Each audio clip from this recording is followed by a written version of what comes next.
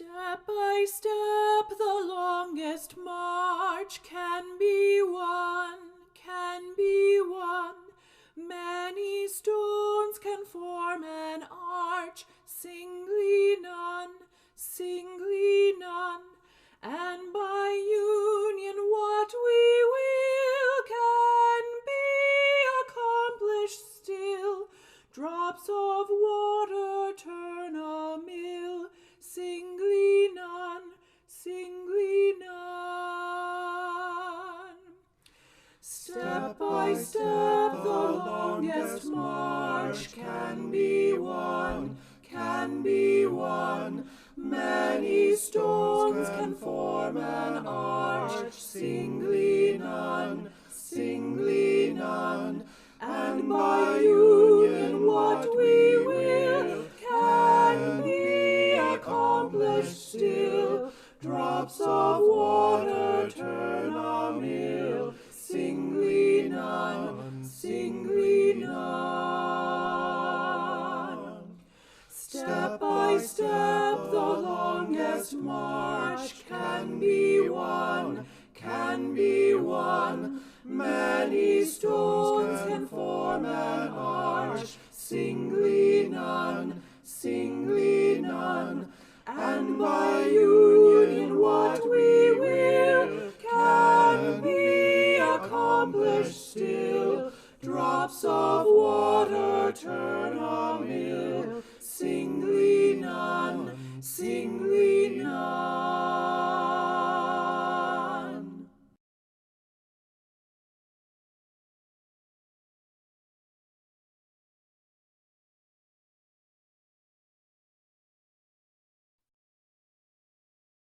Good morning, and welcome to the Boulder Valley Unitarian Universalist Fellowship. I'm the Reverend Lydia Ferrante Roseberry. I'm the minister of this beautiful and thoughtful congregation. I'm Zooming from my home office today as I've been sick with a mild case of COVID this week, and today is my last day of isolation. And I'm joined today by our intern, Lisa Moore, who's in my office, and Brigitte Vieira offering a testimonial, and Chrissy Tano from the Justice, Equity, Diversion, and Inclusion, or JEDI team. And the music today, which you've already been hearing, some beautiful music, is from Tad and Emily Koryath and Meridian Mensch of our congregation, as well as as you'll be hearing UU music leaders from along the Front Range later on in our service. And of course, a thank you to our AV techs for today, Don Price and Bill Beachley. Next week, we are going to get to have some of you in person again. I cannot wait for that. It's been so hard not to see you in person. So pay attention during the announcements and you'll find out how you can sign up and the details about getting back into the service.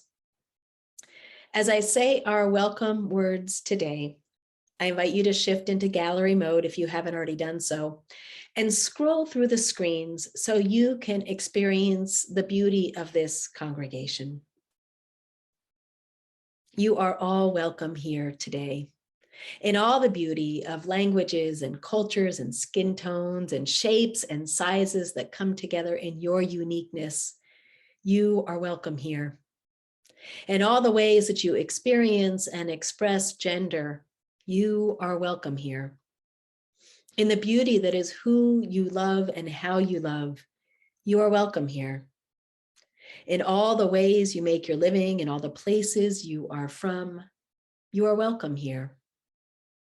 With all of the traditions that inform your spiritual life, you are welcome here today. And no matter how long you are away, nor how soon until you return, you are welcome here.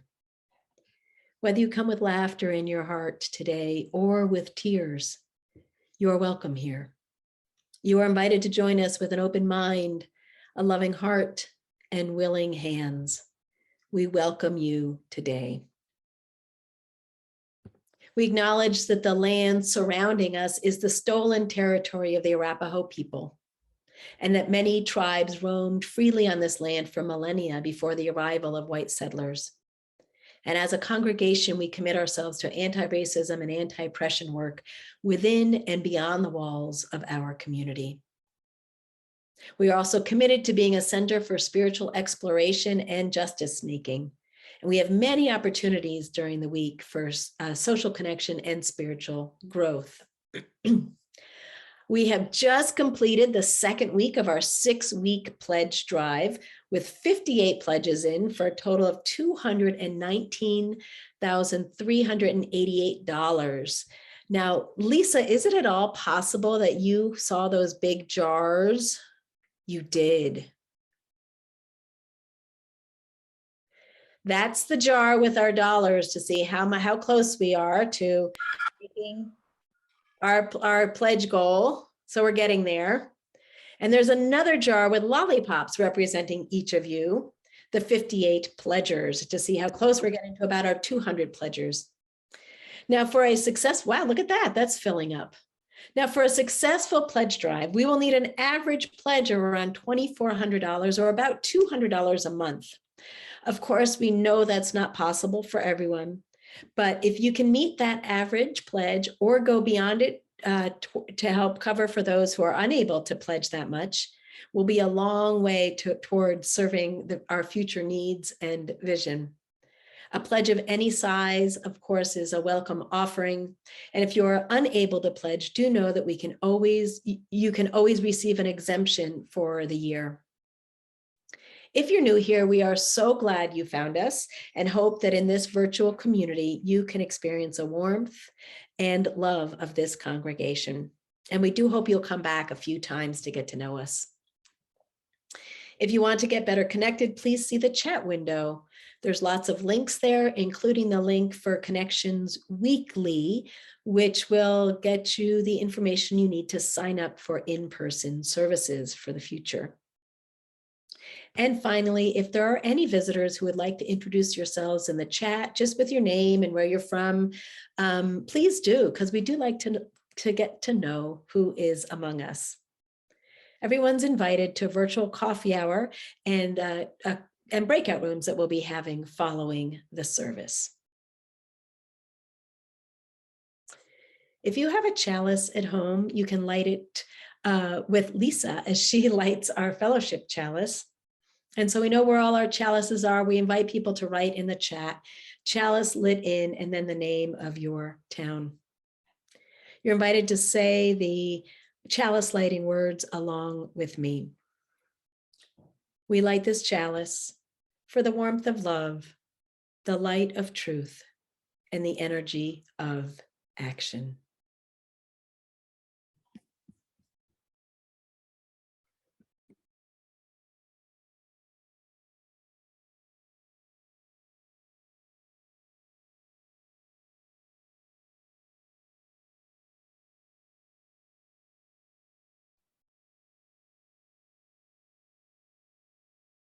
And now I'll sing our bowl again, inviting it to draw you deeper into the present moment and this, our beloved community.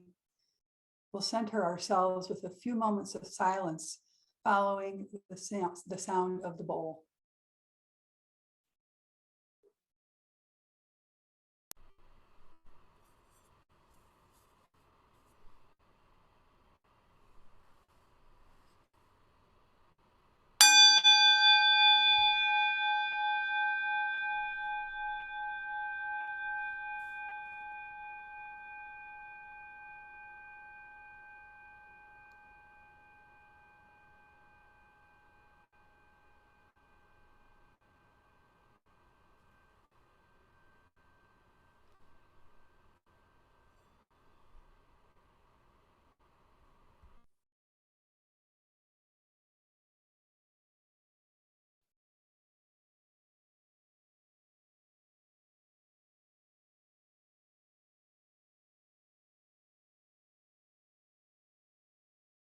Ministry is all that we do together, by Reverend Gordon McKeeman.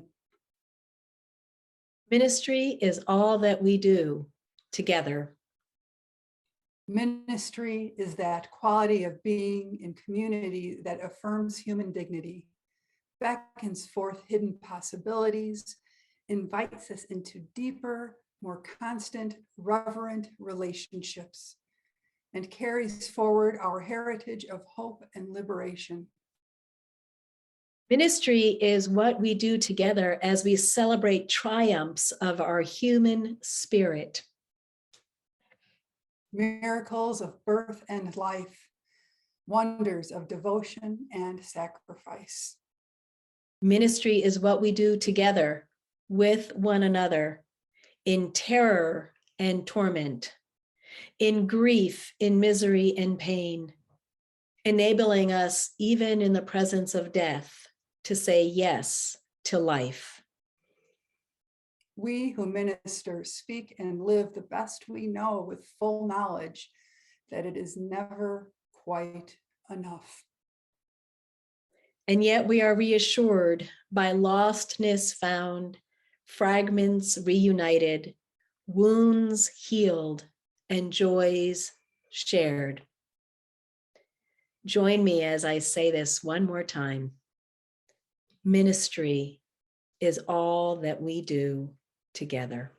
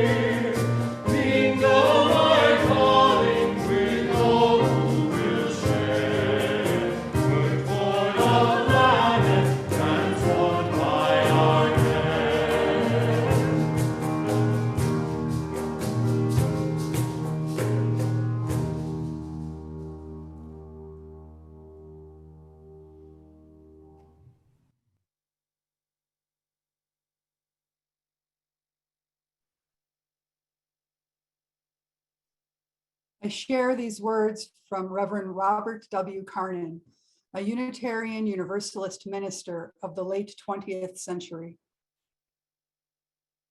What makes my experience in the ministry so hopeful for me is that I am not alone in this careful hearing of both pain and excitement.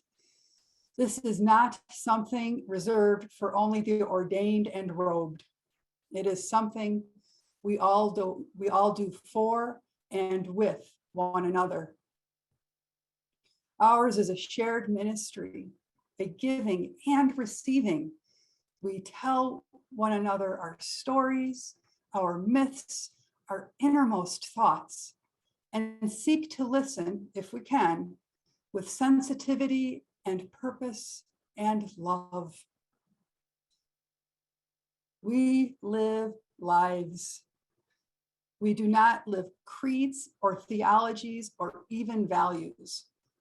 We are engaged with real events and real people, and we are related torn and isolated together. We are at odds, and sometimes we are very close.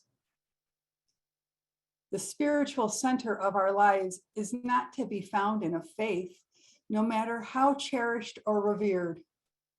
It comes, rather, out of the openness and honest engagement, the courage and pain, and the love we experience with one another. Sometimes that openness is searching and doubting, confused or serene, ambivalent or empowered, but it is an openness nonetheless. And of it comes a vision of a world made new by the reality of our lives, lived in service of love and justice, of gentle goodness and forgiveness. A minister seeks to live in the struggle of each and every one of us as we seek to come to an understanding of who we are, where we are, how we are. A minister seeks to help us raise up the vision of where we must go as a people, and invites us, if we need the invitation, to join hands and hearts with one another to get there. And I'll also add, I see us doing that here in the congregation, ministering together.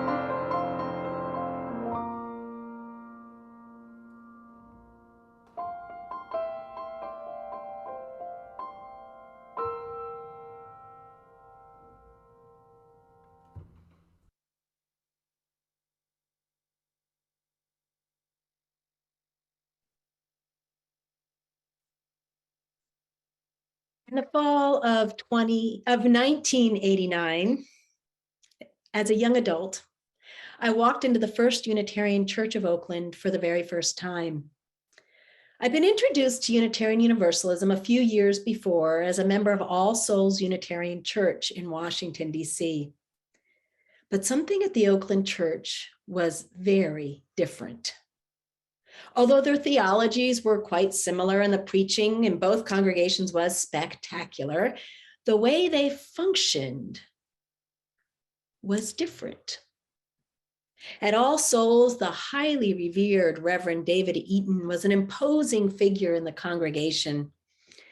And in that way, All Souls was a good transition from my Catholic parish days, where priests were somehow made of a slightly different stuff than the rest of us. Now, the folks at the All Souls Church in Washington, D.C. were warm and welcoming to me for sure, and they invited me to get involved quite quickly. As a matter of fact, I had one of those committee experiences at All Souls, one of those kinds of experiences where in my second week there, I attended the Hunger and Homelessness Task Force, eager to get involved. And by the end of the meeting, I was chair of that committee. Now, within a few months, I was also on the board of a nonprofit housing organization that the church had founded. I was 22 years old and I knew nothing. I'm telling you, nothing about any of this. Now, it was exciting. And when I moved from Washington, D.C., 2 years later, I had learned so much. But looking back, although I guess folks probably saw some of that leadership potential in me, I didn't have a sense that people got to know me as a person there. but maybe they saw me more as a young, energetic body to fill some leadership slots. I can remember managing and coordinating projects that were already on the books for the Hunger and Homelessness Task Force, but I don't remember really adding anything new or different. And looking back, I can't tell you if my membership there those 2 years actually made a difference. When I arrived in Oakland at the tender age of 24, I saw my first female minister, the Reverend Jan Eller Isaacs, serving along her husband, the Reverend Rob Eller Isaacs. So that was mind blower number one for this former Catholic from a conservative New Jersey suburb. But more importantly was the way the congregation functioned completely differently than any organization I'd ever been a part of. As I got engaged in congregational life, I wasn't just a participant or even a volunteer. I and everyone else in the congregation knew that we were part of co-creating this congregation. We knew that together our actions were revitalizing Unitarian Universalism in Oakland, California, and bringing liberal religious values out into the world. In that vibrant embrace of that congregation, I explored many leadership opportunities, some with a little bit more success than others. I can remember early on, I spent a quarter, maybe 8 or 10 Sundays as a Sunday school teacher for the 2 and 3-year-olds. But I could never get these 3 rascally kids, David Leaford, Daniel Richmond, or Hannah Eller Isaacs, to come out from under the piano. And Hannah was the minister's kid. Somehow I made it through that teaching experience. And believe it or not, those kids are all fine adults right now. And I learned a lot myself.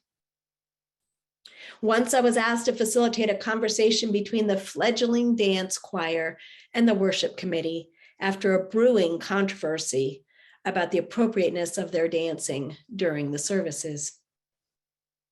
Slowly, I stretched into new positions, including being a worship associate, a new program that the Eller Isaacs had created, replacing the traditional style of Sunday worship that is entirely or almost entirely created and led by the minister. As a worship associate, I was not merely a voice asked to read something pro forma. I was asked to bring my own experience into the Sunday service.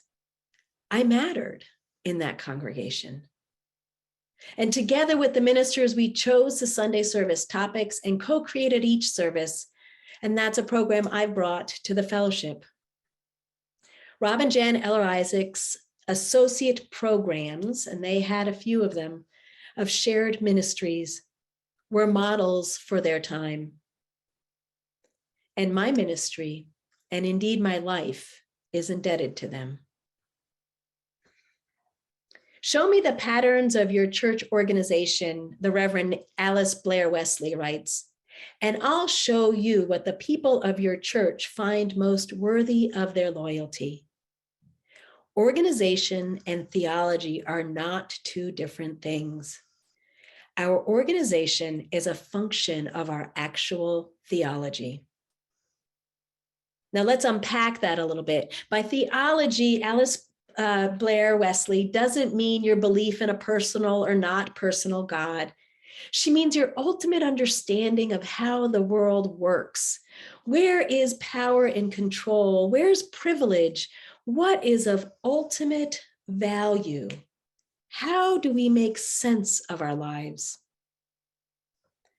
What I came to realize is that I blossomed in the Oakland congregation because we were living a theology in how we structured ourselves that I understood in my bones and had been yearning for my entire life. We can see theology also lived out in our families and any kind of system we have. Where is it that we are placing ultimate value? And at the Oakland church, I realized that what is of ultimate value to me is being in community, beloved community, where all beings truly mattered. Now, that congregation, like all others, was not perfect by any means, and never without its tensions. It was messy and creative and full of a big vision. We live lives, not creeds, the Reverend Robert Carnan reminds us. But when we can align how we live our lives with our deepest beliefs, with the beliefs in the inherent worth and dignity of all individuals, we are on the road to creating beloved community, to widening our circle of belonging. And not just a belief, but a lived embodiment of understanding not only the worth, but wanting the participation and the energy of all people. So my understanding of the world is that we actually are all co-creating it together. Each of us with different roles, but none without value, and all with something to offer. In fact, sharing across our differences improves all of our endeavors. And as we are co-creating it, we are doing so along with a mystery beyond all knowing. Call it what you will: God, mystery, creative force, spirit, divine presence. I personally live with a sense that there is something beyond our intellectual knowing that co-creates with us. My understanding of ministerial leadership developed through the lineage of the Eller Isaacs and my own personal experience of the divine, my own personal theology.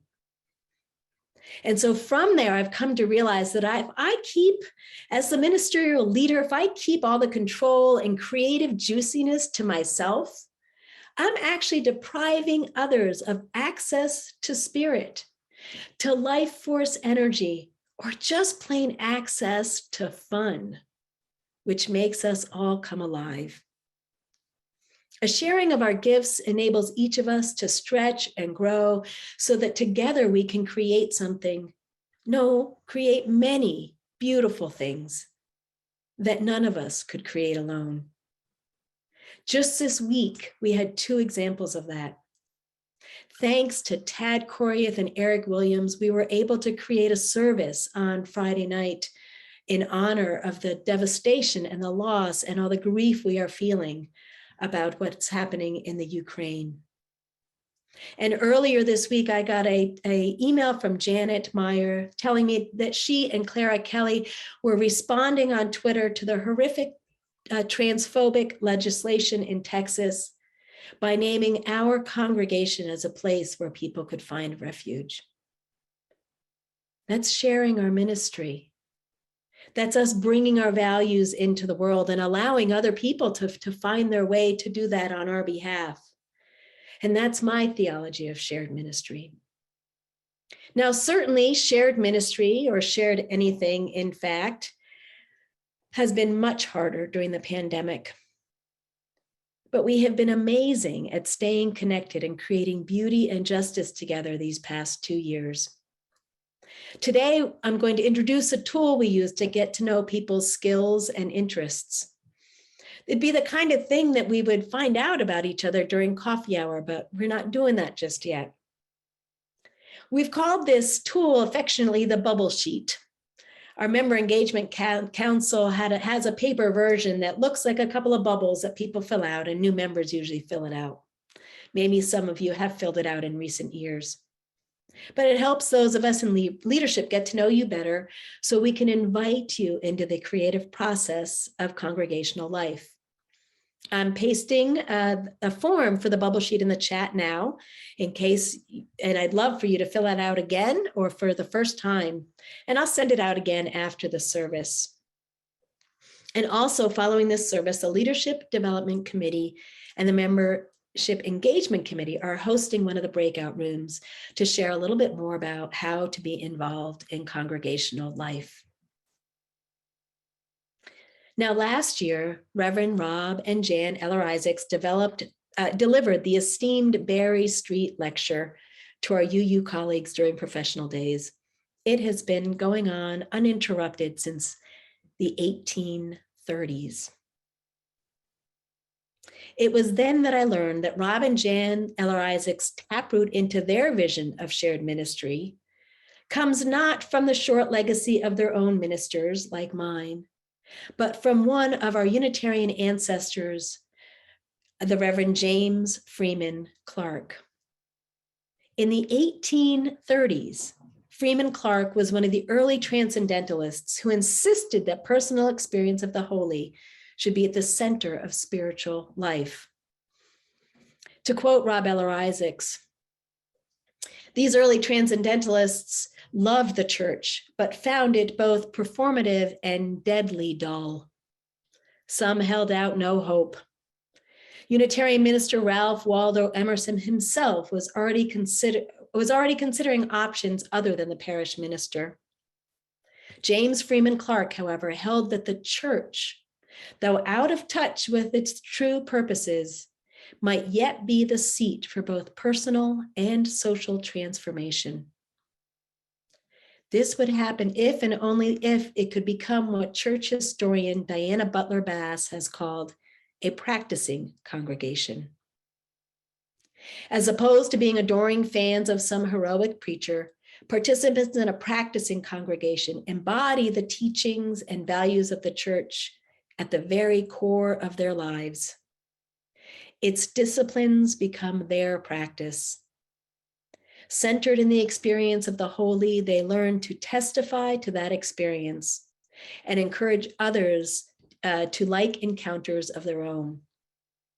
At the heart of the transcendentalist corrective, as Rob Eller Isaacs called it, is the notion that the church is in the world to encourage and experience the experience of the holy, and to frame that experience in ways that lead us to live lives of integrity, service, and joy. By 1841, James Freeman Clark set that dream into motion, establishing the Church of the Disciples. In this congregation, he imagined lay people involved in every level of church life. Every other New England church was funded through pew subscription, and he wanted everyone, regardless of their economic resources, to be able to invest in the church according to their means. He introduced congregational singing into worship, which was a radical departure in his day, and he envisioned joyous, lively worship. He wanted very much to cultivate lay involvement in planning and offering worship. He wanted lay people to preach. He wanted joy at the heart of their ministry. Now, this was such a radical departure from congregational life in the 1830s, and his vision was only partially fulfilled in that time. But certainly we can see its legacy today. And I was delighted to learn this history, that legacy is what has been inspirational to my ministers who inspired me. Now, shared ministry isn't easier. It's messier to create among many.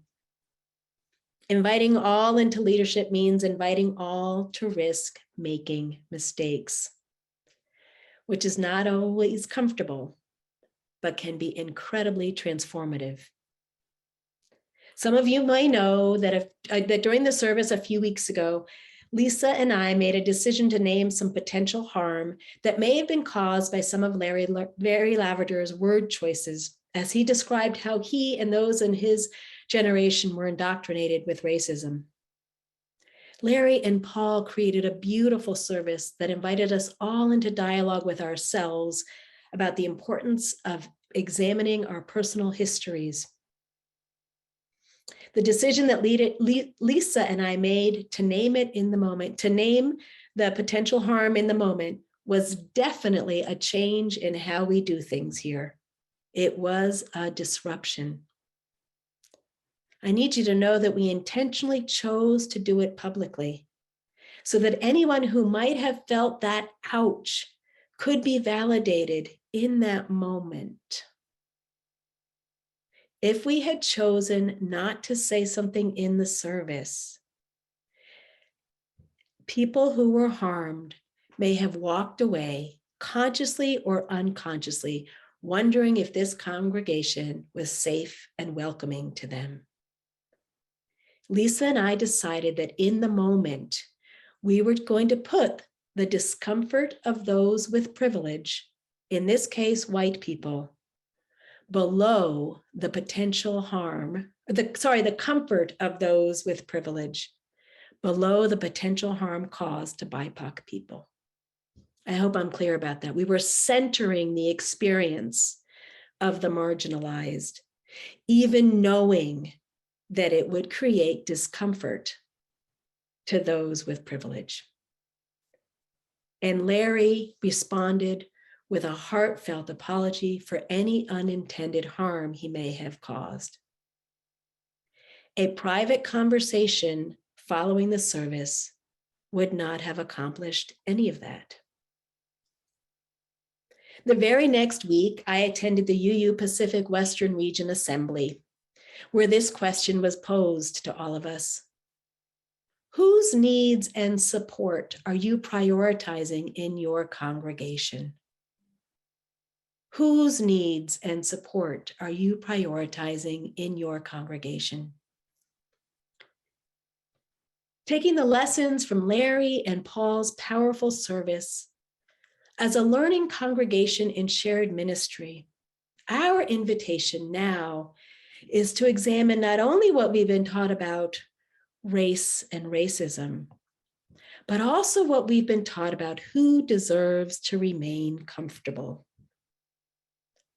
There's been a lot of discussion since that moment in the service, and a lot of learning for white identified people in the congregation, including me. My hope is that over time, we, the congregation, learn to learn in ways that both minimize harm to anyone in the BIPOC community and defensiveness by those with privilege.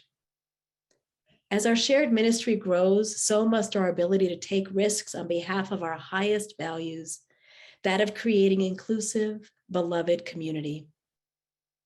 Yes, it may cause discomfort and maybe even reticence for leadership.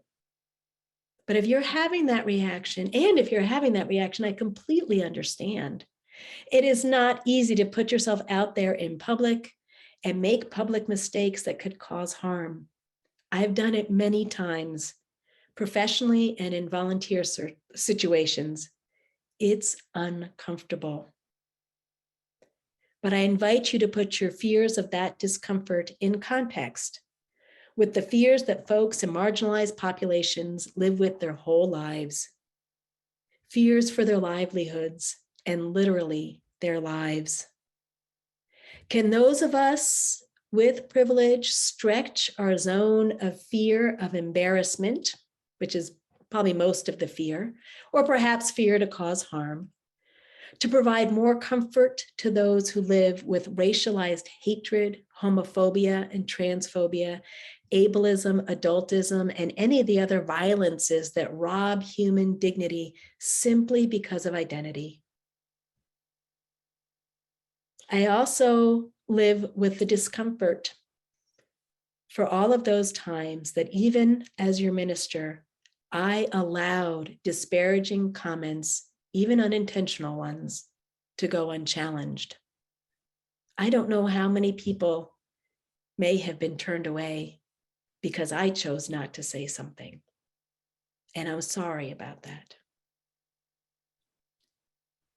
The Reverend Dr. Martin Luther King comes to mind. He said, "In the end, we will remember not the words of our enemies, but the silence of our friends." The conversation, of course, has become more nuanced over time. None of us is enemies in this space, but we're learning about the impact of microaggressions.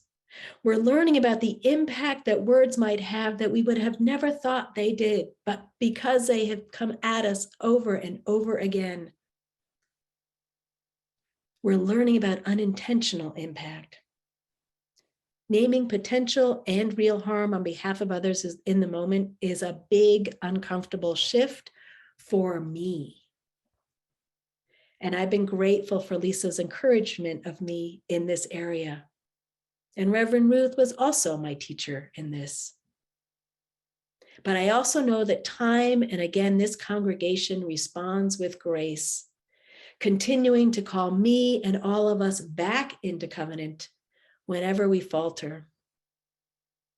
My prayer is that we remain a learning community that is willing to grow with grace and a willingness to grow together in public so that everyone knows that that is our intent. I want to invite Chrissy Tano, a member of our Justice, Equity, Diversity, and Inclusion team, or JEDI, to share her reflection on the harm that can occur when racially charged language is used, even just as an example of what not to say. Thank you, Lydia. Imagine that you are a 5-year-old who has to walk several blocks to the bus stop to go to school each day, and regularly school-aged children in the neighborhood hurl racial epithets at you as you walk to the bus stop. Imagine that you are a teenager where a group of adolescents scream racial epithets at you and spit at you.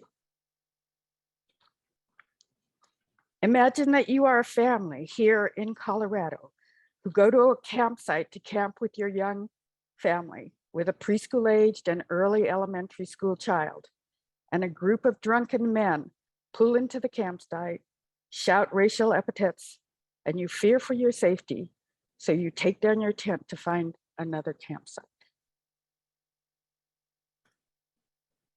Imagine that you are on your way to church, crossing the street with your young children, and an angry male hurls racial epithets while gunning his engine, turning his car towards you and your family. Imagine that you are a woman who is threatened with sexual assault or has experienced sexual assault while someone is using a racial epithet. Imagine that you haven't talked about these traumatic events or shared them with any of the people you have known, perhaps all of your life, or at least several decades of your life. Imagine that you have been denied lodging solely because of the color of your skin. Imagine that you have been denied entrance to a restaurant because of the color of your skin. Imagine that you have been denied employment because of the color of your skin.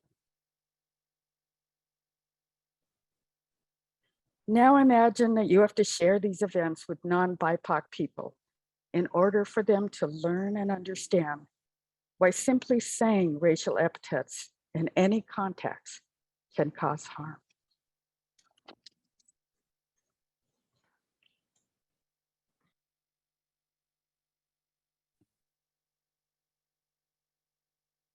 Thank you, Christine. Your words remind me of Reverend Lydia's prayer that practices of solidarity include ongoing learning and being willing to grow with grace.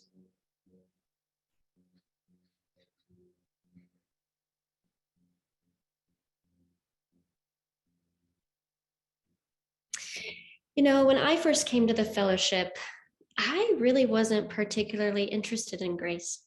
And I had no idea what shared ministry was or how hard it can be.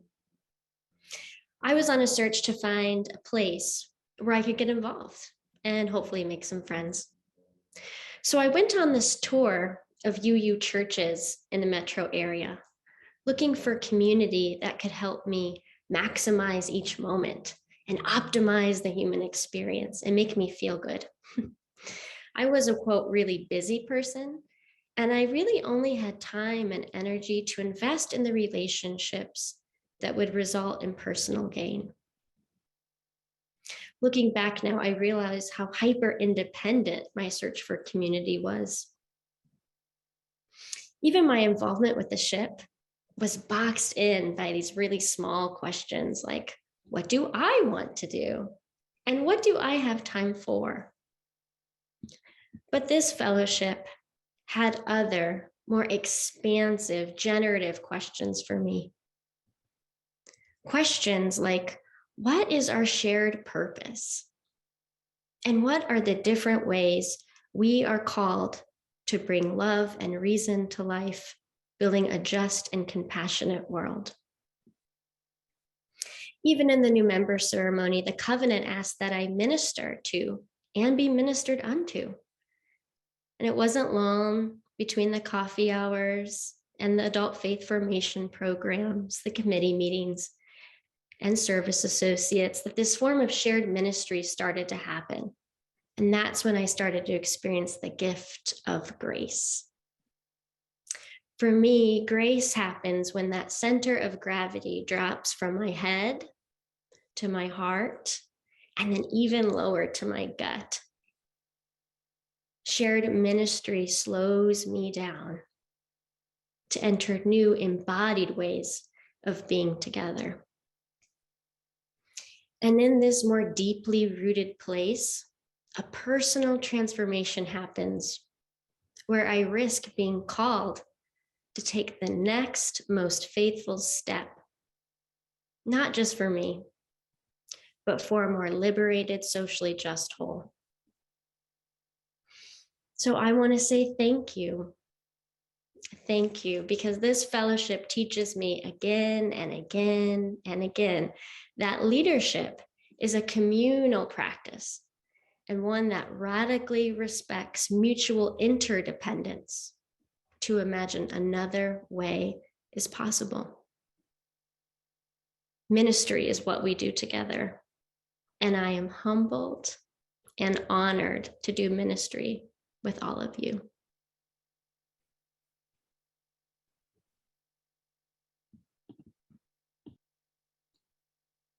Thank you, Brigitte. Each week, we remind ourselves of the abundance of our lives and this community by giving half of our plate away to those organizations that share our values. And today, we will share our plate with the Freedom Fund of Boulder County NAACP. This fund produced the free Black history programming that began with the Martin Luther King Jr. celebrations, continued with the Civil Rights Area Withers photography exhibit, and ends today with a concert at Naacp by the Fisk Jubilee Singers. The Freedom Fund works with community organizations whose missions align with the NAACP. Our fellowship is a member of the NAACP, and our members sit on various committees. Please give generously, as you so often do. And after you have made your gift, please answer in the chat the following question. Where do you see yourself sharing your gifts with this congregation?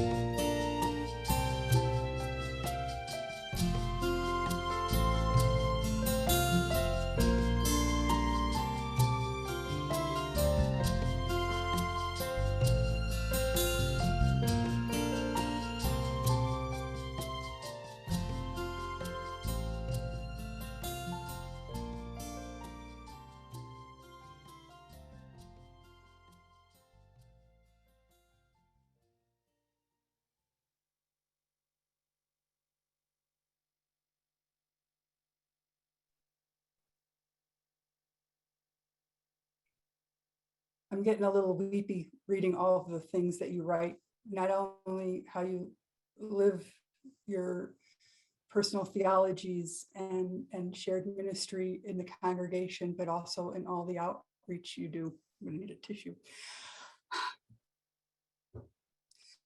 For the work of this fellowship, bringing love, reason, compassion, and justice to this world, which I am reading and crying about, and to the Freedom Fund of the Boulder County NAACP, we dedicate our offerings.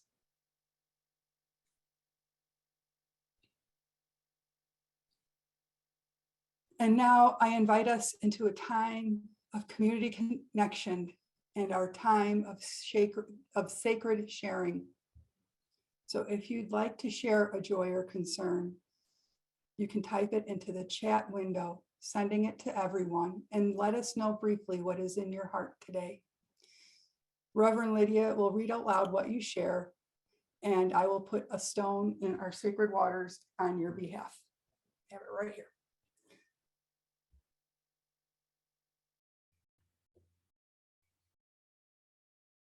Beloveds, I'll begin our time of prayer with the words of Howard Thurman, another great minister of days past who created the Church of the Fellowship of People, an intentionally interracial congregation in San Francisco in the 1950s. He wrote, "Keep fresh before me the moments of my high resolve. Keep fresh before me the moments of my high resolve." We are here, beloveds, in a moment in history that we are seeking to understand, a moment when grief for people we know or may not know from halfway across the world is overcoming us, a moment of fear, for we know not what an invasion in Ukraine will mean for the rest of the world. And yet we come together, sharing our ministry. We come together knowing we are not perfect, knowing we make mistakes. We come together with our own griefs and losses, with deaths of spouses and fears for those who are ailing with illnesses. We come knowing that as imperfect beings, sometimes we hurt others, sometimes we remain silent. And we also come knowing that sometimes we use our voices in the name of justice. And in raising our voices together as a community, we draw the circle wider and we create a more just and more beautiful world for the future. Keep fresh before us the moments of our high resolve. May this be our promise and our prayer. Blessed be. Amen.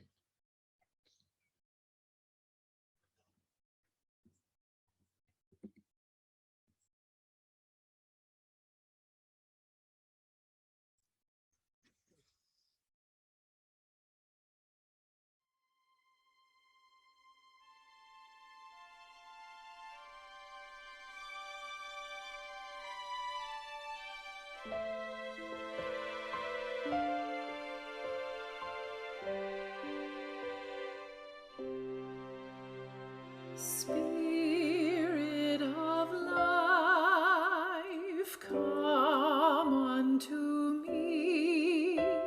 Sing in my heart all the stirrings of compassion. Blow in the wind, rise in the sea, move in the hand, giving life the shape of justice. Roots hold me close, wings set me free.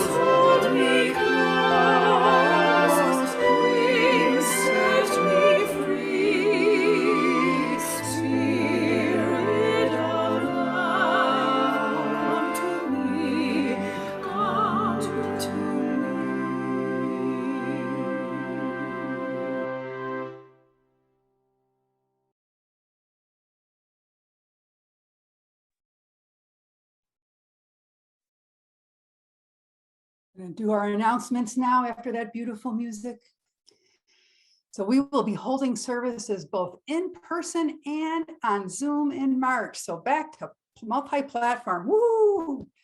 The reservations team is accepting your seat request for the sanctuary using a Google form. And you can find that in that link in the Zoom chat or in your email from February 19th if you're on the info@bvuuf.org list, or in this weekend's Connections Weekly. So there's a few different places you can find it. In a change from our previous reservations process, we all are now welcome to attend services without a reservation in the fellowship hall, where we pipe in the service video and audio. And as in the past, if there are any seats in the sanctuary, people attending in the fellowship hall who requested sanctuary seats will be invited to fill them. Our School of the Spirit classes are also starting next week. Woohoo!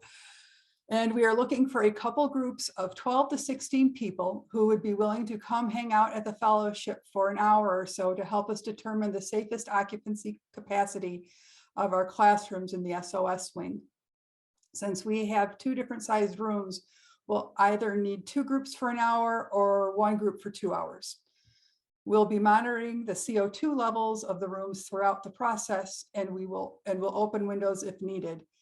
We request that all volunteers will wear well-fitting and high-quality masks, such as the KN95 or KF94 equivalent, throughout your time in the building.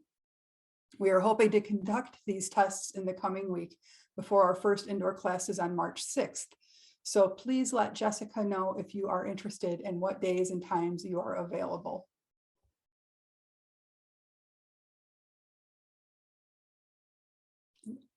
I will do the Extinguished Chalice and Benediction. Or you're doing the benediction, and I'll extinguish the chalice. Go for it. So we're going to invite Lisa to extinguish the chalice, and let's say the words together. We extinguish this chalice, but not the warmth of love, the light of, or the energy of action. These we carry in our hearts until we meet again. Beloveds, this beautiful congregation full of love, I am so grateful for you. May we go forth ready and willing to share our ministry beyond the doors of our community. May we go forth ready to serve with grace, honoring and naming where we falter while calling people in to beloved community, widening the circle over and over again, bringing love, reason, compassion, and justice to life. Blessed be. Amen.